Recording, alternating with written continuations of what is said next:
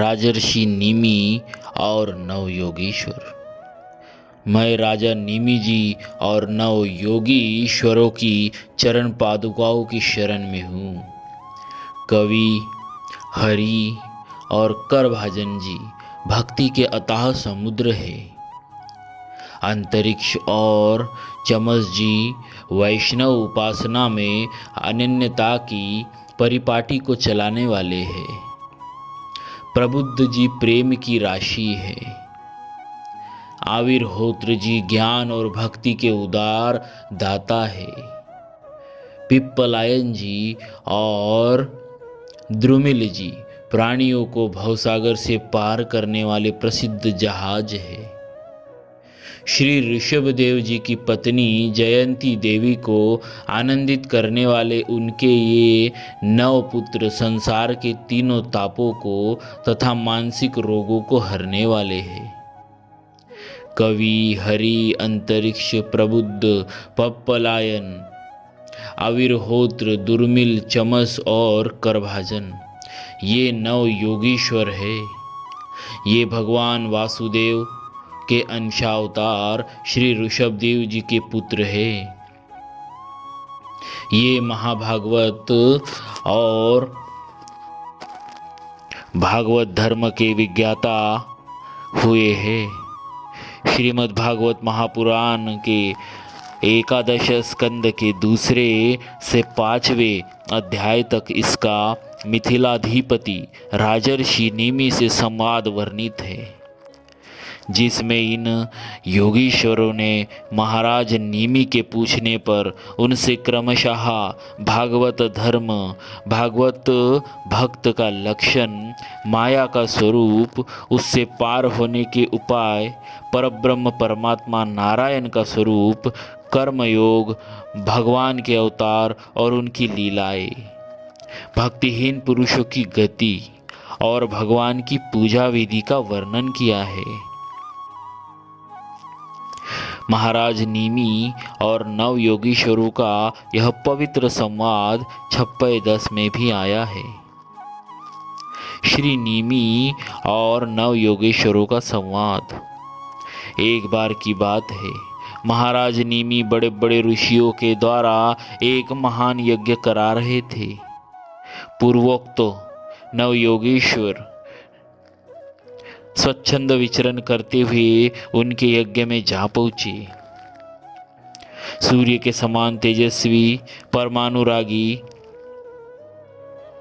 इन 9 योगेश्वरों को देखकर राजा निमि और ऋत्विज आदि ब्राह्मण सब के सब स्वागत में खड़े हो गए तथा उन्होंने प्रेम तथा आनंद से भरे विधि पूर्वक इनकी पूजा की। तत्पश्चात श्री निमि जी ने कहा, भगवान, जीवों के लिए मनुष्य शरीर का प्राप्त होना दुर्लभ है। यदि यह प्राप्त भी हो जाता है तो प्रतिक्षण मृत्यु का भय सिर पर सवार रहता है, क्योंकि यह क्षणभंगुर है। इसीलिए अनिश्चित मनुष्य जीवन में भगवान के प्यारे और उनके प्यार करने वाले भक्त जनों का, संतों का दर्शन करे और भी दुर्लभ है।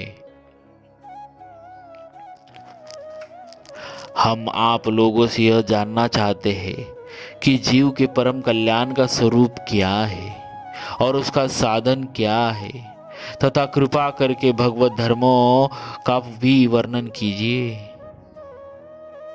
श्री निमि जी के प्रश्न का अभिनंदन करते हुए श्री कवि जी बोले, राजन, भक्तजनों के हृदय से कभी दूर न होने वाले अच्युत भगवान के चरणों की नित्य निरंतर उपासना ही इस संसार में परम कल्याण, आत्यंतिक क्षेम है और सर्वथा भय शून्य है, ऐसा मेरा निश्चित मत है। देह, गेहादि तुच्छ एवं असत पदार्थों में अहंता एवं ममता हो जाने के कारण जिनकी चित्तवृत्ति उद्विग्न हो रही है, उनका भय भी इस उपासना का अनुष्ठान करने पर पूर्णतया निवृत्त हो जाता है। अर्थात कल्याणकामी पुरुष शरीर से, वाणी से, मन से, इंद्रियों से, बुद्धि से, अहंकार से अनेक जन्मों में अथवा एक जन्म की आदत से स्वभाववश जो जो करे वह सब परम पुरुष भगवान नारायण के लिए ही है। इस भाव से उन्हें समर्पण कर दे। भगवान के जन्म की, संसार में भगवान के जन्म की और लीला की बहुत सी मंगलमयी कथाएं प्रसिद्ध है। उनके सुनते रहना चाहिए। उन गुणों और लीलाओं का स्मरण दिलाने वाले भगवान के बहुत से नाम प्रसिद्ध है। लाज संकोच छोड़कर उनका गान भी कहते रहना चाहिए तथा सर्वत्र आसक्ति शून्य होकर विचरण करते रहना चाहिए। राजन, यह आकाश, वायु, अग्नि, जल, पृथ्वी, ग्रह, नक्षत्र, प्राणी, दिशाएं, वृक्ष, वनस्पति, नदी, समुद्र सब के सब भगवान के शरीर है। सभी रूपों में स्वयं भगवान प्रकट है।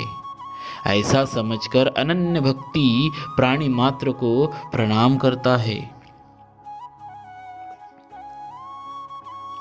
जैसे भोजन करने वाले को प्रत्येक ग्रास के साथ ही तुष्टि, पुष्टि और क्षुधानिवृत्ति ये तीनों एक साथ हो जाते हैं, वैसे ही जो मनुष्य भगवान की शरण लेकर उनका भजन करने लगता है, उसे भजन के प्रत्येक क्षण में भगवान के प्रति प्रेम, अपने प्रेमास्पद प्रभु के स्वरूप का अनुभव और उनके अतिरिक्त अन्य वस्तुओं में वैराग्य, इन तीनों की एक साथ प्राप्ति हो जाती है।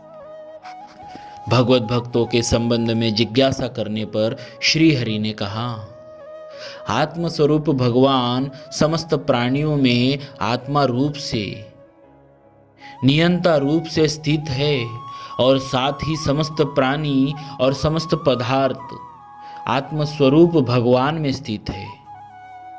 इस प्रकार का जिसका अनुभव है उसे उत्तम भागवत समझना चाहिए। बड़े बड़े देवता और ऋषि मुनि भी अपने अंतःकरण को भगवानमय बनाते हुए जिन्हें ढूंढते रहते हैं। भगवान के ऐसे चरण कमलों से आधे क्षण, आधे पल के लिए भी जो नहीं हटता, निरंतर उन चरणों की सन्निधि और सेवा में संलग्न रहता है। यहाँ तक कि कोई स्वयं उसे त्रिभुवन की राजलक्ष्मी दे तो भी वह भगवत स्मृति का तार नहीं तोड़ता है, उस राज्य लक्ष्मी की और ध्यान नहीं देता है। वही पुरुष वास्तव में भगवत भक्त वैष्णव में अग्रगण्य है। श्री निमि जी की जिज्ञासा पर श्री करभाजन जी ने चारों युगों के ध्येय स्वरूप का वर्णन करते हुए कली युग में भगवान नाम संकीर्तन को सर्वश्रेष्ठ और सर्वसुलभ साधन बताया है। यही कारण है कि सतयुग, त्रेता युग और द्वापर युग की प्रजा चाहती है कि हमारा जन्म कलयुग में हो। आपका कथन है कि कलयुग में भगवत परायण भक्त बहुत होंगे।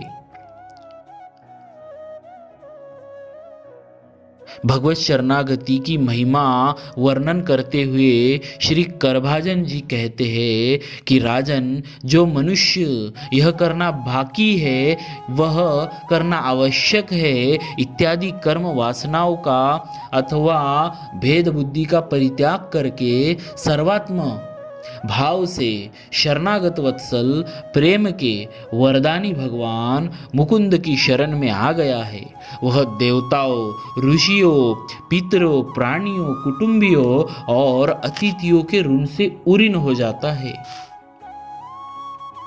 वह किसी के अधीन, किसी का सेवक, किसी के बंधन में रहता ही नहीं।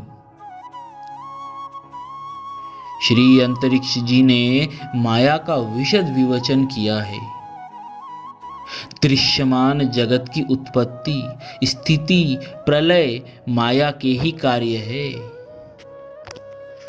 माया से मोहित होकर ईश्वरांश, चेतन, अमल, अविनाशी, सहज सुख राशि जीव अनेक प्रकार की कामनाओं से युक्त होकर अनेक कर्म अकर्म विकर्म करता है और उनके अनुसार शुभ कर्म का फल सुख और अशुभ फल का कर्म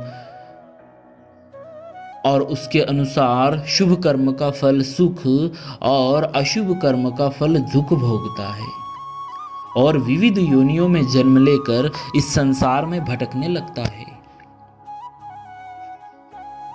श्री चमस जी ने विमुख जीवों का अधपतन वर्णन करते हुए उन्हें साधु पुरुषों की दया का पात्र बताया है।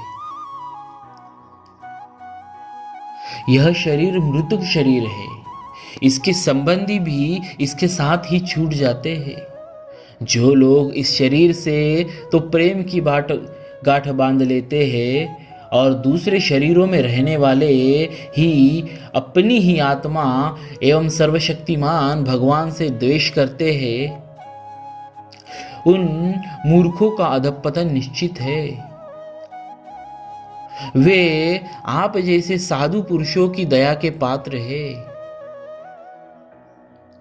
भगवान की दूरत्या माया से पार पाने के लिए उपाय निरूपण करते हुए श्री प्रबुद्ध जी कहते हैं,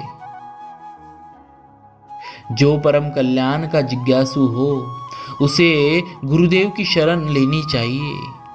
गुरुदेव ऐसे हो जो शब्द ब्रह्म वेदों के पारदर्शी विद्वान हो, जिससे वे आश्रित को ठीक ठीक समझा सके तथा साथ ही परब्रह्म में परिनिष्ठित तत्वज्ञानी भी हो, ताकि अपने अनुभव के द्वारा प्राप्त हुई रहस्य की बातों को बता सके। उनका चित्त शांत हो, विशेष व्यवहारिक प्रपंच में प्रवृत्त न हो। जिज्ञासुओं को चाहिए कि गुरुओं को ही अपना परम प्रियतम आत्मा और इष्टदेव माने, उनकी निष्कपट भाव से सेवा करे और उनके पास रहकर भागवत को प्राप्त कराने वाले भक्ति भाव के साधनों की क्रियात्मक शिक्षा ग्रहण करे। इन्हीं साधनों से सर्वात्मा और भक्तों को अपने आत्मा का दान करने वाले भगवान प्रसन्न होते हैं। संत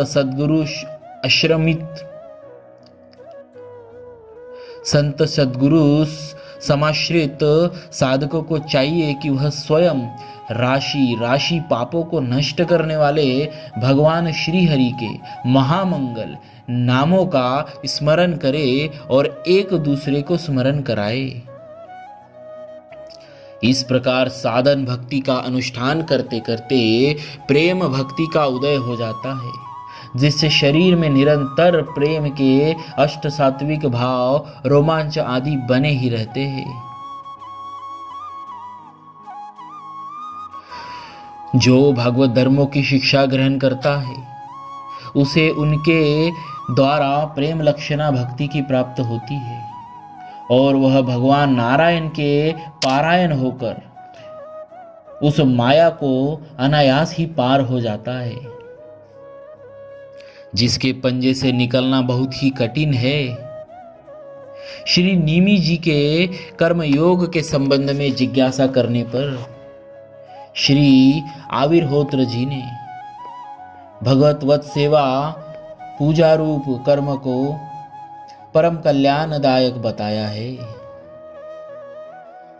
जो पुरुष चाहता है कि शीघ्र से शीघ्र मेरे ब्रह्म स्वरूप आत्मा की हृदय ग्रंथि अर्थात मैं और मेरी की कल्पित गांठ खुल जाए, उसे चाहिए कि वह वैदिक और तांत्रिक दोनों ही पद्धतियों से भगवान की आराधना करे।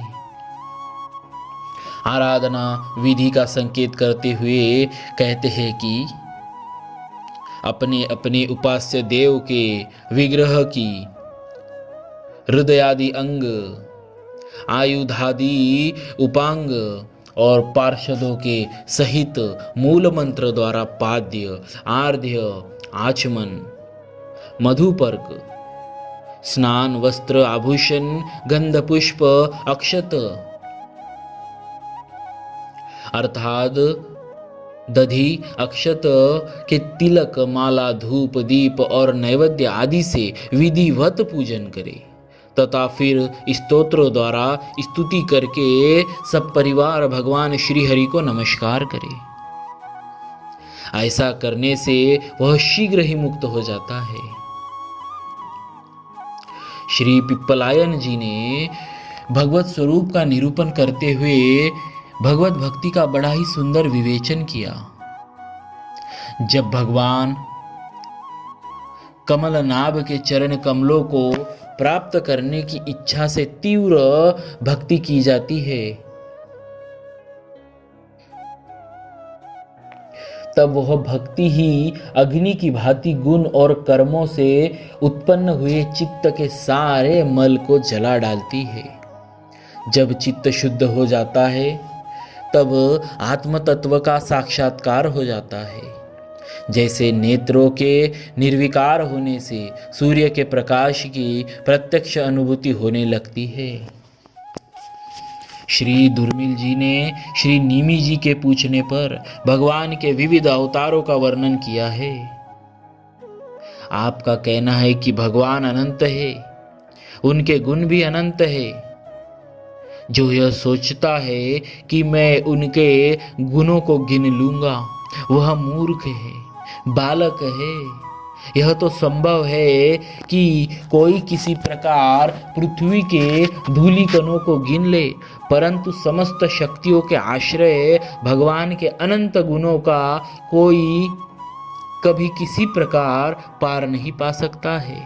श्रवण आदि 9 प्रकार की भक्ति के जो मुख्य आचार्य है, वे अपने चरण कमलों की रज देते हुए हम दयनीय दासों पर करुणा दया करे। बुद्धिमान परीक्षित जी श्रवण भक्ति के तथा व्यासपुत्र श्री शुकदेव जी के कीर्तन भक्ति के आचार्य है। सुंदर रूप के स्मरण करने वाले में प्रहलाद जी, अष्टयाम भगवत चरण सेवन में मन देने वाले में लक्ष्मी जी और विधि समेत पूजन भक्ति में पृथु जी प्रधान है। वंदन भक्ति में श्वफल्क पुत्र अक्रूर जी और दास्य भक्ति को प्रकाशित करने वालों में श्री हनुमान जी सर्वश्रेष्ठ है। सख्य रस के उपासकों में अर्जुन और सर्व स्व समेत आत्मसमर्पण करने वालों में राजा बलि अग्रगण्य है। मैं नवदा भक्ति के इन आचार्यों के नाम के आश्रित हूँ, अर्थात इनका नाम लेकर जीविका चलाता हूँ, जीवन धारण करता हूँ।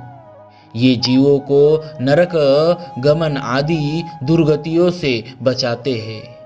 इन श्रेष्ठ भगवतों की कृपा से ही नवदा भक्ति का आचरण संभव है।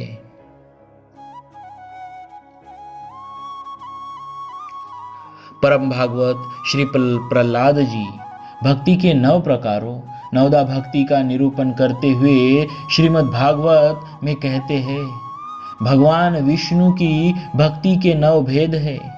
भगवान के गुण, लीला, नाम आदि का श्रवण, उन्हीं का कीर्तन, उनके रूप आदि का स्मरण, उन्हीं के चरणों की सेवा, पूजा अर्चा, वंदन, दास्य, सख्य और आत्मनिवेदन।